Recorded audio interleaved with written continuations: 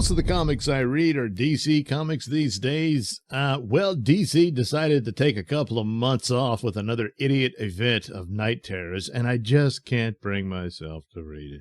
Oh boy, I'm going to miss out and be completely lost when their titles, which have started to get kind of good, especially World's Finest, come back. Oh boy, will they survive this vacation? I don't know. But oh man, I'll be so lost because of the significance of Night Terrors, another event just 5 minutes after the last one. Oh man, what are they going to do? Well, some character will die, maybe for more than 5 minutes, and it'll change the DC universe forever until he comes back and puts it right back where it was, or more or less somewhere like that. Or hey, maybe they'll shock everybody and reveal there's a villain who's manipulated people's minds into thinking they're gay. So oh no, Tim Drake and Jonathan Kent find out that they've been under the influence of the shipper. And no. But that would be something, wouldn't it? Anyway, time to get back to one of the regular series I've started with a look at the Green Goblin. And we'll continue this all the way up into the Hobgoblin days, so which holds a special place in my heart from the days of my youth, now long gone. So anyway, here we are with the reprint series that I collected to catch up in the bygone era of my youth on original Spider-Man stories. And so Marvel tells this was originally Amazing Spider-Man, but they reprinted all this stuff, and that was cool, you know, right there alongside the current titles of the time, and you could catch up on all the stories, and that was nice. So anyway, The Man in the Crime Master's Mask. So this is somewhat, well, for me anyway, when I came into Spider-Man in my teens with the Hobgoblin story and the Secret Wars and the black costume and all that stuff going on in the 80s, at the time, you had the Hobgoblin and this other crime lord called the Rose, who has, for the most part, a similar look to Crime Master here, in that he's a guy in a suit with the mask, a face mask. I think he only wore a hat a couple of times, but anyway. So there's these sort of, at least visually, nods back and forth between the two eras, and the idea of a backstabbing partnership between the two villains and that type of thing. So it's not that big of a deal, but, you know, for a teenager at the time, hey, look what, yeah. Well, it's not that hard, but, you know, when you're a kid, it impresses you. So here's the deal. The Man in the Crime Master's Mask. Both the Crime Master and the Green Goblin know each other's true identities, and at this time no one knew. Understand? Again, similar to the narratives of the Hobgoblin mystery in the 80s. And a lot of people thought Frederick Boswell was Green Goblin, you know. But could he be Crime Master? Well, but what strange secret is known only to Frederick Boswell? Well, I think I probably just guessed. I didn't guess, I already know. But anyway, can Spider-Man solve this dark riddle cloaked within a grim green post, hidden beneath the shadows of a deadly enigma? I don't know, maybe. Probably not. I think it takes a long time for him to figure it all out, but that's okay. We don't mind. So here's Crime Master having a little meeting with Green Goblin. Of course, I'm going to jump ahead over a lot. I decided to go ahead and skip over all the Spider-Man soap opera stuff with the girls and everything. It's all great art and stuff, but, you know, I got to pick some things for the copyright rules, you know. Can't read the whole comic to you. So, you've outsmarted yourself this time. Remember, I know who you are, too. So you haven't heard the last of me. He's bluffing. He can't expose me any more than I can expose him. It's a stalemate. Later at the hideout of one of the city's many underworld mobs. Since the police have the heat on us, we haven't been able to pull a caper for weeks. And if that ain't bad enough, we never know when Spider-Man will snare us in that blasted web of his. Do. Well, one thing's for sure, we've got to pull a job soon or disband. I'm just in time. This is the perfect time to leave my calling card. Now, while they're confused and dissatisfied, I'll throw an explosive at It's not an explosive, it's just a red ball. That'll cheer them up. They can play with it and stuff. Hey, look out! There's someone at the window! He's throwing something, duck! It's a bomb! What? No, it's not. Maybe it was a Christmas ornament with a note in it. Anyway, no, hold it. It broke open. There's nothing inside but a note. Gimme! I'll read it. This is your first and last notice. From now on, I'm taking over the rackets. Defy me, and it will not be a false alarm next time. It's signed, the Crime Master. The Crime Master? That's what it says, look. So it's in his title. He wants to be the boss of all the gangs and stuff. So, he could have just said crime lord or crime boss, but he figured that was too generic. So he was gonna be an original. It went as smooth as clockwork, but that was only the beginning. Before I'm done, the entire underworld will tremble at the mere mention of the name Crime Master. Yeah, I'm gonna have to get used to it. So anyway, he's already starting his reign of terror. Minutes later, because he went and actually had some real bombs. In a room above a parked automobile, which the Crime Master has just walked away from. Who in blazes can be phoning me now? Don't say a word. Oh, wait. Don't say a word. Look out your window at your car, which is downstairs. Keep watching.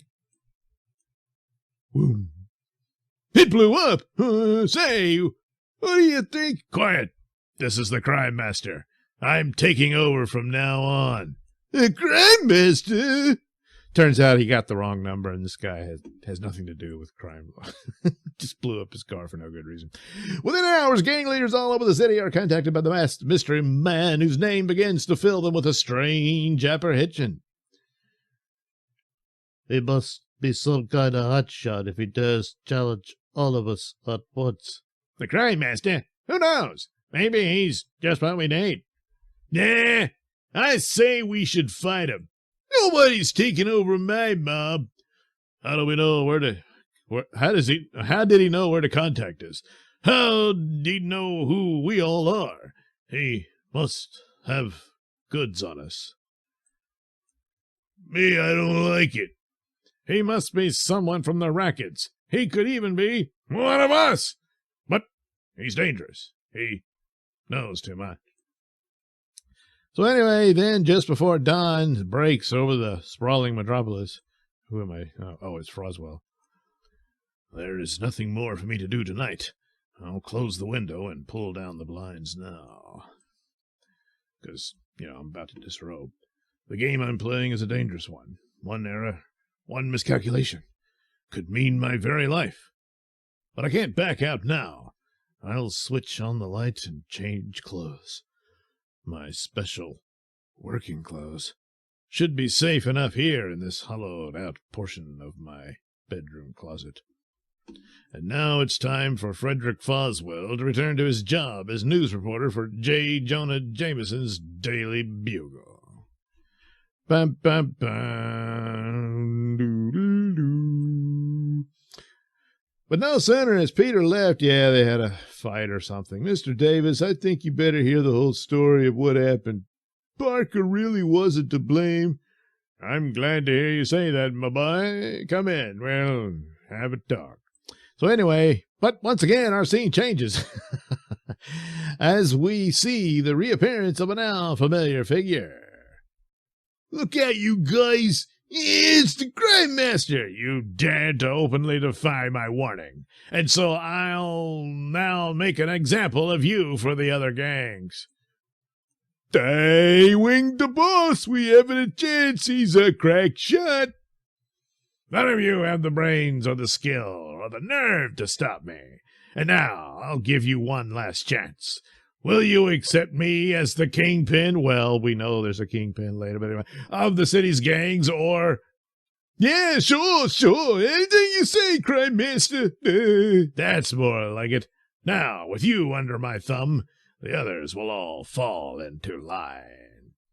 And across town in the city's most exclusive men's club, which becomes rather significant, again, in the Hobgoblin story.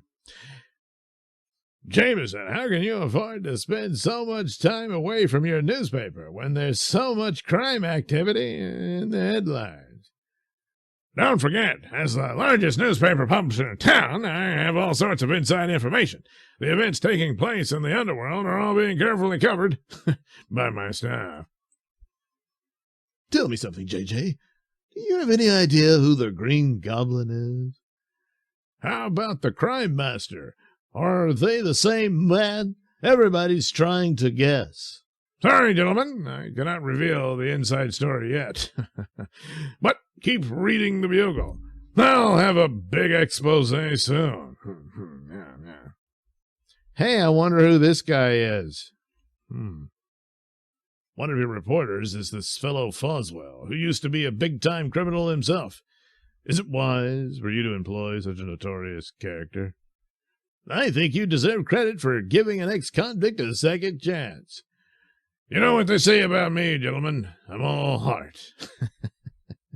Besides, Foswell works like a dog. Well, meanwhile, hey, look, we finally get to Peter Parker. Well, of course, there was all this, like I said, the soap opera stuff going on that I had to skip. But now, before you start thinking the name of our magazine should be changed to The Life of J. Jonah Jameson, let's return to our swinging teenage hero. Say, why didn't I think of this before? That's just what I need in the window of this costume shop. Yeah, I'm a little rusty on the memory part of this, but his costume got badly damaged in a previous adventure, so he's like, oh, well, I'll just get one from this store. You know, I always thought this was, well, no, that's not true, that this would be a means by which Peter gets a costume that well designed, and that his original homemade Spider-Man costume just wasn't all that. But the basic idea was there, just not so good. It says, nah, he just sewed it in his room. I'm like, good Lord. So anyway, you say you're interested in that Spider-Man outfit? I can let you have it cheap. There's not much call for it lately. But if you want something really popular, why don't you take that Frankenstein suit? They're selling like hotcakes. For a brief moment, Peter considers becoming Spider Frankenstein, but he decides not to do it. Hotcakes I can get in a restaurant. Okay, son, suit yourself. No pun intended. Shall I wrap it up, or will you wear it out? Yeah. Wrap it up. I want to give it to my den mother as a housewarming gift. Minutes later, the glib-tongued adventurer changes into his new costume on a lonely rooftop. Luckily, they make these things out of those new stretch fabrics nowadays, so one size fits almost anybody. I would doubt, but anyway. And now, at last, I can pick up the signals from my little gizmo and investigate Frederick Foswell. Oh, he's got an app on his iPhone. Well, it sure feels good to be back in action again. I feel like an eagle who's been let out of a cage. I might as well face it. Being Spider-Man is just plain habit-forming. It's like going out with girls. I can't give it up. But then, oh boy, there's always a catch, you know. He did say he was selling to you cheap, so as is. Uh-oh, it looks like they put too much stretch in these stretch fabrics. I'm starting to come apart. Well, I would probably mean it doesn't really fit, rather than, well, anyway. That's what I get for being the only superhero in town who's nutty enough to run around in a second-hand costume. Well, I'll just use some of my webbing to hold the blame thing in place. There, that ought to do it. And it does. So he stumbles upon Crime Master and they get in a fight. And each shot is getting closer, but I've been counting them. He's only got one more. If I can just dodge that one, too. I did it! That's shot number 6. His gun's empty now. Pwing. Why so surprised, sweetie? You didn't expect me to let you reload, did you? The sight of Spider-Man charging in rage may terrify others, but not the crime master. I'll be darned if he doesn't sound as though he means it. I wonder what he's got up his sleeve. And the costume crusader receives his answer in the next split second. Gas! Oh, God, it stinks. The fumes are clinging to my headpiece, choking me. I've got to get it off.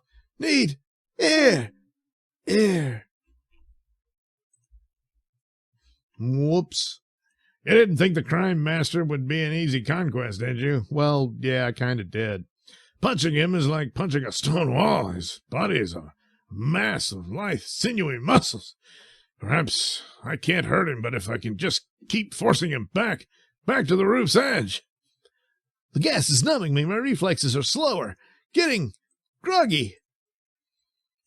I've got him where I want him. One more punch will do the trick. His blows aren't hurting me, but if I don't get this headpiece off soon, I'll suffocate. I did it! I defeated Spider-Man! But even as he falls, the amazing teenager makes one last desperate effort. And I did it! I can breathe again! I guess the webbing dissolved and his little sock booty is falling off. Anyway, while on the rooftop, the crime master triumphantly turns away. Spider-Man will never bother me or anyone ever again.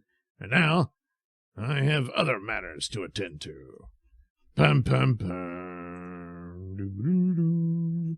Well, Spider-Man recovers and heads over to the waterfront where, all the mobsters are meeting up. Anyway, at the waterfront a short time later, we hear our stirring climax. Looks like my hunch was correct. Something is definitely in the wind. Not just that gas. Otherwise, all those cars wouldn't be bringing those hard-looking characters to a deserted pier. I brought some of my muscle men just in case. What's the delay? Isn't the crime master here yet? No, he'll show up after everyone's arrived. Just go inside and wait with the other guys. There's milk and cookies if you want. But another conference is secretly taking place nearby. You can't do this without me. The whole plan was originally mine. If you try to squeeze me out, you'll do nothing. Not so long as I have the proof of your real identity locked in a safe deposit vault. If I'm ever found dead, the police will open that vault and learn who... Hey, what? Bzzz. You cheap double-crosser! The Green Goblin doesn't have to resort to murder. What, doesn't have to? Resort to murder? There are other ways. If he was hiding a gun behind his... Oh, he was hiding a gun behind his back. Well, the smoky exhausts from my jet glider will cover me so that he won't know where to shoot. Bless you! No matter how tricky you are, a bullet can still get rid of you forever. But only if you can aim. Well, he's throwing stun bombs, but I'm in luck. His own smoke is hiding me from him. I'd better hold off. If I should accidentally kill him, my secret will be made public. Well, yeah. Well, anyway, after he moves on. You're running away. I've scared you off. Sure, like a tadpole scares a tiger. I just decided to let you live a while longer. I planned out this whole thing. It's exactly how I wanted it to go. But you'll still never take over the racket without me. There are other ways to stop you, and the Goblin will use them. And just a stone's throw away, I'd better work my way around the roof so I can get a look at what's going on inside there. Wow, it's like a meeting of the who's who of the underworld. I'd better alert the police. there might be too many for me to tackle alone. What a great stroke of luck! Yes. There's Spider-Man, and he doesn't see me. I'll circle all the way. Oh, wait. I'll circle all the way around and keep out of sight. I've got to watch out for that uncanny sixth sense he seems to have. Now, all I've got to do is jet straight up over his head before he can possibly detect me. And then plummet down. Boo! Later on, I mean, the parameters of his spider sense, he probably would have detected this. But he might not have known exactly what the danger was, and the goblin still could have gotten him. But whatever. So, Crime Master finally shows up. Everyone is here. Every mob leader in the area. They've all come to acclaim me as their leader. And now for my long-awaited moment of triumph. Hey, pipe down, you guys. Clam up, all of you. The Crime Master's here. He's going to tell us about his plans. The first thing I want to say is, from now on, I'm the boss. The only boss.